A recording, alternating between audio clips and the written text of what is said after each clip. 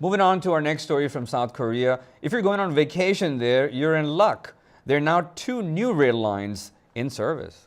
Yeah, and the new trains are giving passengers a chance to explore some very scenic rural parts of the country. VOA correspondent Steve Herman went for a ride and talked about it with our Doug Bernard. On the OTrain, co-rail attendant Baek Da-eun explains that those accustomed to high-speed rail travel will experience a significant change of pace and style during a ride on what is known as the spine of the Korean peninsula. When passengers board for the first time, at first they are awed by the train's exterior design and the internal decor. Some passengers disembark to stretch their legs and watch a group of farmers. Others remain on board, waving to those working in the field and strike up a brief conversation. Let's go eat sashimi after I finish work here.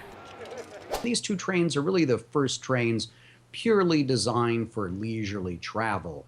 We have in the city of Seoul, of course, we have a sophisticated subway system with lots of commuter trains, and there are the KTX high-speed trains to take people from one big city to another. But these are really trains that have been designed purely for travel, and the VTrain only travels at an average speed of 30 kilometers per hour over its 28-kilometer course back and forth between Buncheon and Choram stations, and the windows are very wide and long, and you get a chance to see scenery like you're not going to really see from a train anywhere else in South Korea. So basically what you're describing are largely trains to nowhere that move slowly. So what's the appeal of these taking these trips?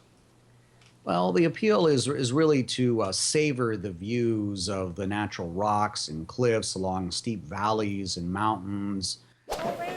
If you are in a hurry, do not take South Korea's newest trains. The electric 4-coach OTrain, running 4 times daily, circles a 5-hour, 257-kilometer course with stops at 13 stations. The 3-coach VTrain operates 3 times daily on a 70-minute shuttle between 2 rural stations 28 kilometers apart. Who did you meet on board? Who was taking this? It really went across all ages. We were out on a weekday, so I don't think we saw as many children as might normally be on the train on weekends. In fact, there was a group of elderly passengers who were all outfitted with their hiking gear. I'll tell you, I've climbed a mountain or 2 here in South Korea, and people who were in their 70s were just breezing past me on the ascent. Koreans are very hardy hikers, and they're in great shape. So I think for some of these people, it was a chance to get out to the countryside and get off the train and go into the countryside as well. Steve, you're speaking to us in Seoul. You work there a lot. That is a 24-hour city, constantly abuzz, sort of maddeningly fast. What was it like for you to take the 5 hours that it takes to get on essentially this very slow, probably pretty quiet train?